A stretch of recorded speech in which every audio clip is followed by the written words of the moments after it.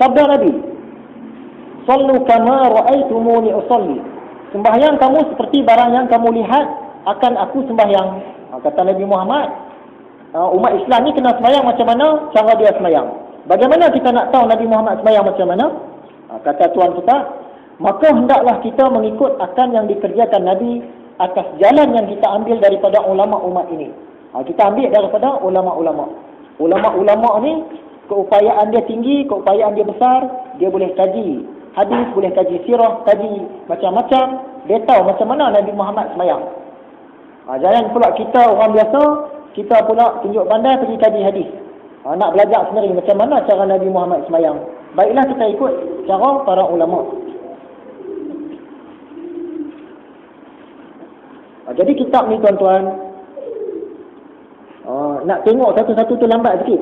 Sebab dia tak ada titik. Perenggan pun tak ada. Tapi tak apa, insya-Allah boleh. Zaman sekarang kitab-kitab macam ni dia semakin tertinggal.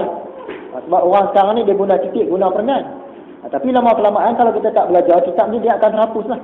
Sedangkan kitab ini sangat besar jasanya di Nusantara ini. Di sebelah Patani, Kelantan dan Kedah dan seluruh Semenanjung. Zaman sekarang ni nak kena tersusun cantik. Ada titik, ada perenggan. Antara perenggan dengan perenggan kena selang. Mudahlah kita baca kan. Kita kalau susunan ni tak betul, dia akan datang mungkin takut tersilap faham. Cerita tentang susunan. Biasa tengok ada orang belah beruk. Biasa tengok kan. Orang belah beruk panjat pokoknya. Kalau dia bawa beruk dia naik basikal, dia letak beruk dia di mana? Di depan ke di belakang? Dia letak beruk di depan. Kenapa letak beruk di depan? Tak letak di belakang? Sebab dari segi susunan. Yang ni lawak orang lah. Sebab dari segi susunan. Kalau letak beruk di depan, Pak Ali duduk di belakang, maka orang akan sebut beruk dulu. Beruk Pak Ali. Selamat. Tapi kalau Pak Ali duduk di depan, beruk di belakang, orang akan nampak Pak Ali dulu. Pak Ali beruk. Tak selamat. Jadi nak selamat tu dia kena letak beruk di depan. Beruk Pak Ali. Kalau tidak dia kena Pak Ali beruk. Kan? Sekarang ni dia ada sekolah beruk. Di sebelah Kelantan sana, siapa nak latih beruk panjat pokoknya, boleh masuk sekolah dia. Ada orang tua ajar. Untuk satu-satu masa adalah 6-7 ekor beruk dia ajar. Supaya boleh faham arahan. Tu dekat budak-budak di sekolah. Mana yang untuk langgar disiplin apa tu, saya kata, kamu ni kena hantar ke sekolah beruk lah. Kok pandai. Hantar duduk sekolah ni dia tak mana nak cakap. Suruh bawa buku, pesan banyak kali tak orang bawa. Saya nak hantar ke sekolah beruk lah. Buku pandai. Okay. Jadi kita kena ambil daripada ulama umat ini yang terdahulu dan yang kemudian. Seperti yang disebut di dalam kitab mereka itu radhiyallahu anhum. Kena ambil daripada ulama. Maka adalah bagi sembahyang itu rupa yang zahir, yang sempurna. Sembahyang ni dia ada dua bahagi. Pertama rupa yang zahir, rupa sembahyang yang zahir. Kedua rupa sembahyang yang batin. Dua-dua pun kena jaga. Apabila kita jaga rupa yang zahir dan rupa yang batin, maka sembahyang kita ni dia berkualiti. Baru berkualiti. Apa dia rupa sembahyang yang zahir?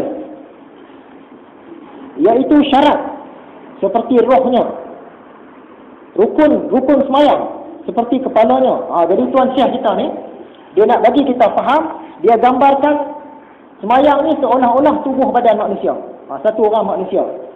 Jadi rukun-rukun sembahyang ni roh dia. Kalau kita tak jaga rukun sembahyang kita ni ibarat orang yang dah mati. Ibarat orang mati kita nak hadiah kepada satu orang raja. Raja tu dia akan marah. Kenapa hadiah dekat orang mati?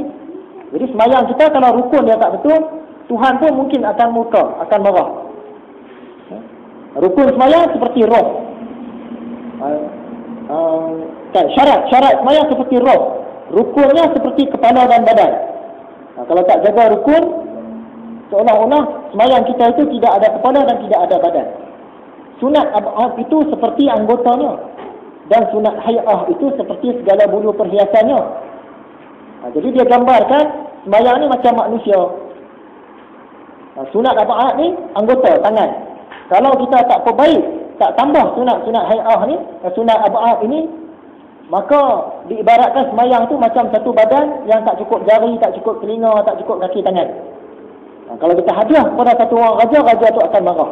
Jadi kalau kita hadiah semayang kita rupa macam tu kepada Tuhan, Tuhan pun dia akan murka. Dan sunnah hai'ah itu seperti segala bulu perhiasannya. Jadi yang tubuh badan tadi ni dengan misai dia pun ada, dengan janggut dia pun cantik, rambut pun cantik. Barulah raja tadi nak terima persembahan yang kita bagi. Tuhan pun macam tu juga. Kita jaga rukun, jaga sunat am'ad, jaga sunat hai'ah, jaga syarat-syarat, barulah Tuhan terima. Dan ada baginya rupa hakikat yang batin. Dan tiada sempurna bagi sembahyang, dan tiada tamamnya melainkan dengan mendirikan ia dengan keduanya sekali. Sembahyang tak sempurna, rupa yang zahir kena jaga, rupa yang batin pun kena jaga. Dua-dua pun kena jaga.